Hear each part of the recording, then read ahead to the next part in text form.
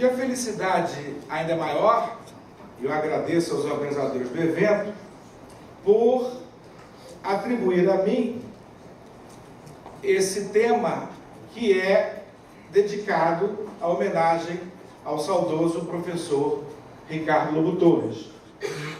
Quero saudar a dona Sônia, quero saudar a Silvia, dizer a vocês e a todos os que aqui estão presentes que a importância do professor Ricardo Lobo Torres para o direito tributário brasileiro e mais, para o direito público brasileiro, hoje é algo inquestionável em todos os cantos desse país. Para a minha universidade especial, a UERJ, o professor Ricardo Lobo Torres é, sem sombra de dúvida, a principal referência. É bem verdade que eu sou suspeito, porque, na minha opinião, o professor Ricardo Lobo Torres foi, e pela sua obra imorredora continuará sendo, o maior jurista do nosso país. E eu acho que a minha trajetória não seria a mesma se eu não tivesse sido aluno do professor Ricardo Lobo Torres. E não digo isso só em meu nome, acho que toda uma geração de tributaristas e de publicistas no Brasil, em especial na UERJ, são devedores da obra do professor Ricardo Lobo Torres, da presença do professor Ricardo Lobo Torres, que, como destacou o professor Humberto Ávila, nunca exerceu essa liderança a partir de uma postura de autoridade, senão pela influência que as suas obras, e que as suas aulas, e que a sua figura provocavam em seus alunos. Hoje, a Escola de Direito Financeiro da UERJ, uma escola bastante plural, os pensamentos não são como se estivéssemos numa igreja, muito em função da liderança que o professor Ricardo Lobo Torres impôs suavemente, serenamente, carinhosamente, mas cuja força desse pensamento provoca, mesmo diante da sua ausência, uma unidade que é baseada não simplesmente em relações pessoais entre os professores que lá estão, mas uma unidade que tem um alicerce, a obra desse grande jurista. Então, eu queria, antes de tudo, dizer ao professor Ricardo Lobo Torres, na presença da sua família, meu muito obrigado. E o tema que nós vamos tratar aqui hoje, sem sombra de dúvida, se adequa perfeitamente a essa homenagem, porque tudo que eu vou dizer agora, não necessariamente coincidir exatamente com o pensamento do professor Ricardo Lobo Torres, mas, sem sombra de dúvida, baseado nos seus ensinamentos. O professor resolvia essa tensão entre legalidade e capacidade contributiva a partir de uma perspectiva histórica que tanta influência teve no pensamento jurídico da Universidade do Estado do Rio de Janeiro, que era dividir essas tensões a partir da influência de dois valores supremos, tão caros ao pensamento jurídico dos dois séculos: a justiça e a segurança jurídica. Dizia ele, justiça que teve, na época da jurisprudência dos conceitos, cara ao Estado liberal, uma influência bastante expressiva, dentro de uma perspectiva em que o Estado, guarda noturno, como ele dizia, se preocupava exclusivamente com o indivíduo e a sua propriedade. Nesse contexto, o princípio da legalidade tributária pontificou, a partir de uma visão marcada por um positivismo normativista que desagou em nosso país em teses como a da tipicidade fechada, por exemplo, da qual ele foi grande crítico, e que a professora Isabel Derzi pioneiramente mostrou que era algo que não fazia sentido. No segundo momento, tivemos, na visão do professor Ricardo Lobo Torres, já no Estado social, o auge da jurisprudência dos interesses, marcadas pela ideia de justiça social, mas alertava ele, não uma justiça sob uma perspectiva axiológica, que só vamos verificar depois, mas uma justiça do ponto de vista da necessidade do Estado de estabelecer a justiça social. Portanto, esse Estado social do século XX, especialmente entre os anos de 45 a 75, é marcado por uma visão em que a justiça se traduz, se confunde com o interesse arrecadatório do Estado. Nesse particular, a capacidade contributiva ganha cores que se opõem à ideia de legalidade e de segurança jurídica. Tivemos como exemplo dessa tendência a teoria da interpretação econômica do fato gerador, que também na UERJ teve defensores da altura de Amílcar de Araújo Falcão. É bem verdade que nem Falcão, na sua perspectiva tedesca, e até Balieiro, na sua perspectiva italiana, embora abrindo seu pensamento para a capacidade contributiva, nunca flexibilizaram a ideia de legalidade. Portanto, eu costumo dizer que Balieiro e Falcão estavam muito mais próximos com o estado da arte que se impunha ao pensamento do professor Ricardo Lobo Torres do que o positivismo normativista que se seguiu a esses autores fundadores da cadeira de Direito Financeiro da UERJ. E o professor Ricardo Lobo Torres apontava a terceira fase, e ele colocava como marco a queda do Muro de Berlim em 1989, como o início do que ele chamava de Estado Democrático de Direito, ou de Estado Social e Democrático de Direito, que procurava ponderar a ideia de segurança com a ideia de justiça, a partir de uma ponderação que se dava não apenas na aplicação do direito, mas na fase de legitimação do ordenamento jurídico. Ou seja, o ordenamento jurídico tributário já seria fruto dessa ponderação entre legalidade, entre segurança jurídica e justiça, e, consequentemente, entre legalidade e capacidade contributiva. Então, no pensamento de Ricardo Lobo Torres, nunca houve oposição entre legalidade e capacidade contributiva.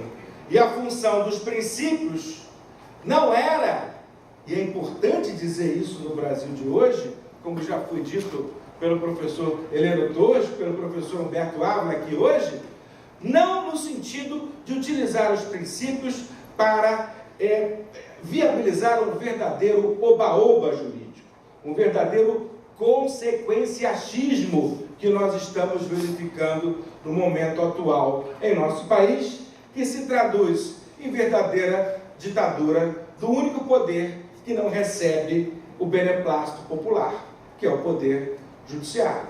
A partir da extrapolação dos limites oferecidos pela literalidade do texto, a utilização dos princípios parece servir como passaporte, como salvo-conduto para a negação das próprias regras, mesmo quando são inequívocas.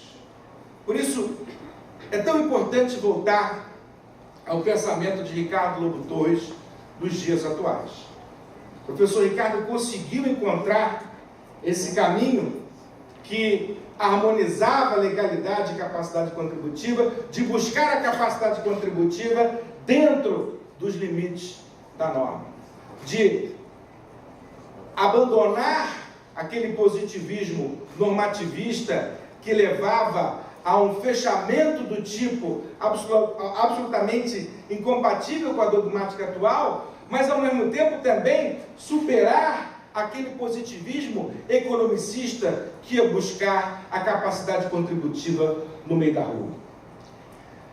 Dessa sorte, o exame da ideia de praticabilidade, a qual a professora Isabel foi uma das pioneiras no nosso Brasil, também estudo importante da ministra Regina Helena Costa, me parece objeto de um exame onde essas tensões entre legalidade e capacidade contributiva se apresentam num viés de bastante utilidade para os operadores do direito.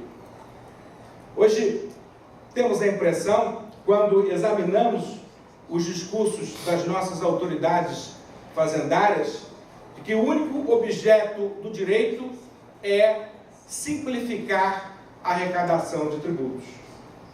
Aliás, sempre quando se fala em reforma tributária, praticamente só se fala em simplificação desse ordenamento tributário. É claro que a simplificação é um objetivo altamente desejado, mas essa simplificação, e mais do que isso, a praticabilidade que daí decorre, não pode abrir mão desses dois objetivos fundamentais do nosso sistema jurídico tributário, que é o atendimento à justiça e à segurança. Nessa perspectiva, é evidente que as regras de praticabilidade devem ser estabelecidas expressamente pelo legislador, pela lei em sentido formal. Evidentemente, como o professor Humberto Ávila observou, respeitando as regras de competência estabelecidas constitucionalmente. Por outro lado, é claro que a utilização do princípio da capacidade contributiva não se dá mais como nos anos 60 se acreditava como valor absoluto, desconsiderando toda a complexidade do seu atingimento. Um exemplo muito claro disso é a apuração do lucro real. Todos sabem como é cada vez mais difícil para a maioria das empresas brasileiras poderem apurar o imposto de renda com base no lucro real. Se assim fosse feito, poderíamos até almejar o atingimento da capacidade contributiva na sua feição ótima. Ótima na abstração da norma. Norma esta que não seria observada pela maioria dos contribuintes e não atingiríamos a igualdade pela generalidade. Então, é admissível, à luz da praticabilidade, que aquele retrato ideal de capacidade contributiva seja, de certa forma, flexibilizado para que o valor que está por trás, que está alicerçando a capacidade contributiva, seja atingido via generalidade. Portanto, é admissível que alguém apure o lucro, por exemplo, com base na sua receita bruta, como ocorre no simples, como ocorre no lucro presumido.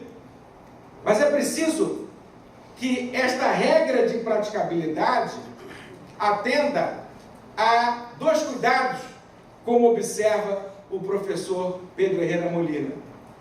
Em primeiro lugar, a regra de praticabilidade deve adotar um critério que é extraído da realidade da maioria dos contribuintes. Não poderá adotar um critério completamente estranho à vida dessas pessoas e dessas empresas. Em segundo lugar, é preciso que o critério adotado não aniquile a capacidade contributiva de nenhum contribuinte. Afinal de contas, volto a lembrar, estamos numa aplicação de uma solução ponderada e não no afastamento de um princípio em benefício dos demais.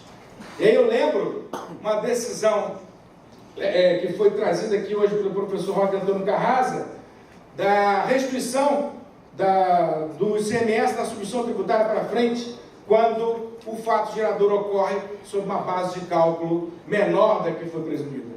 Supremo Tribunal Federal, em boa hora, reviu sua posição anterior, admitindo a restituição sob o argumento de que a praticabilidade não pode aniquilar a capacidade contributiva, ainda que na maior parte dos casos aquela regra fosse razoável.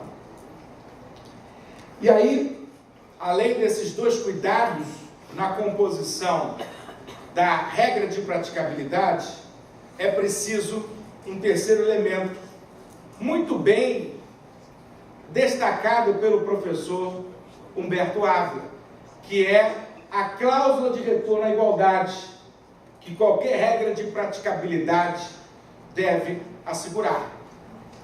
Vejam, por exemplo, o que ocorre na retenção na fonte do imposto de renda da pessoa física.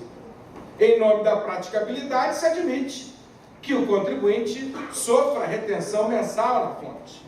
Mas, em nome do retorno à igualdade, em nome do retorno à capacidade contributiva, se garante ao contribuinte uma declaração anual de ajuste, onde aquela realidade mensal vai se transformar na realidade anual que é exigida pelo fato gerador do imposto.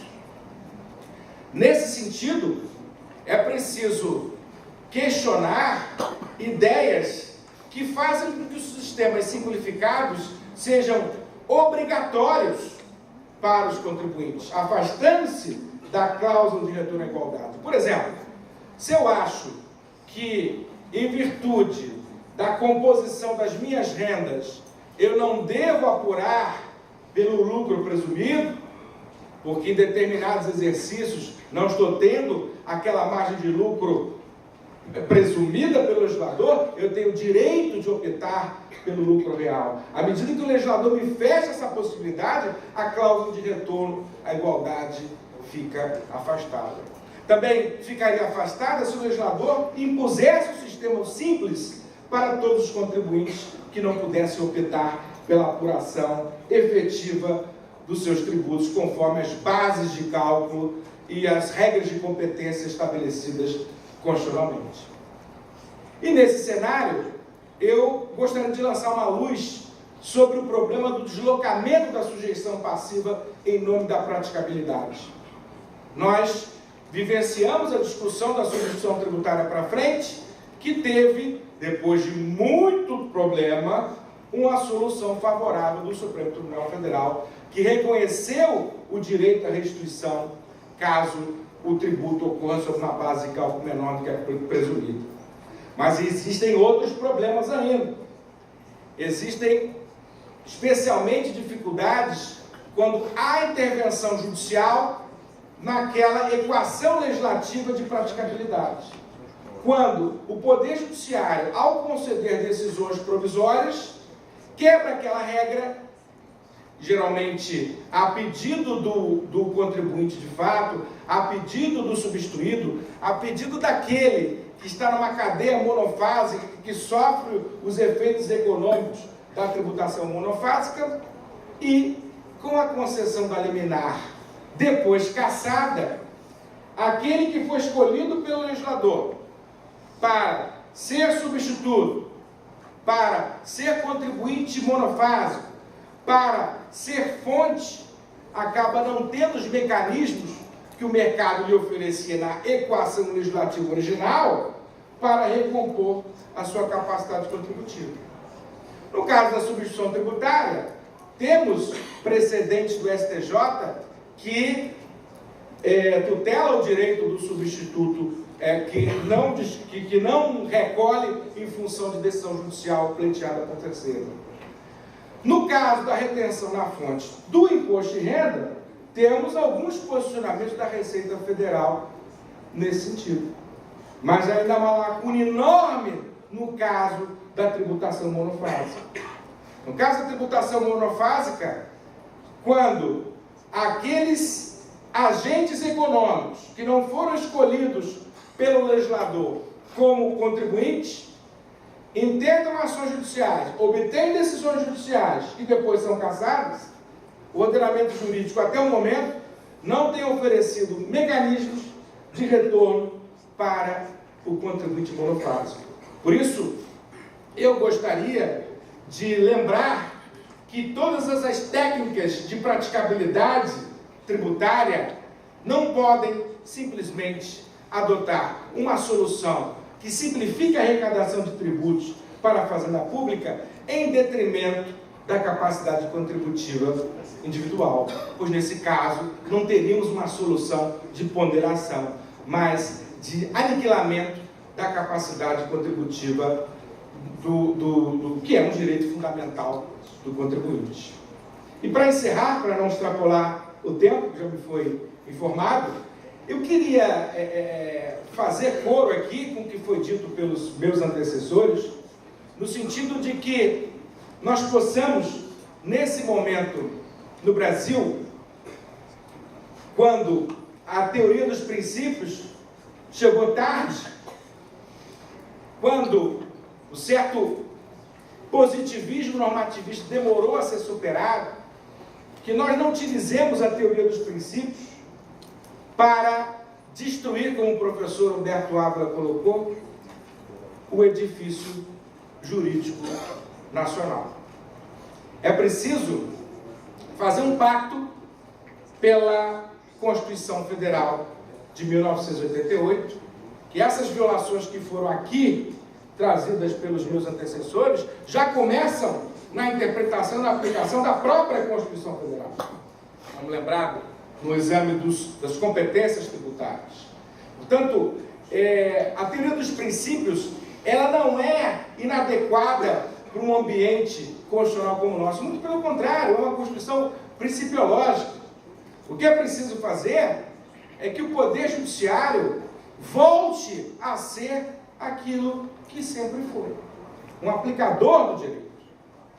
Quando Dworkin dizia que os princípios se abriam às soluções dos casos difíceis, os juízes brasileiros, em primeiro lugar, consideram que tudo é difícil como autorização para que eles decidam do jeito que bem entendem, com a vênia do desembargador Edgar aqui presente, que certamente não comunga desse consequencialismo tão presente hoje.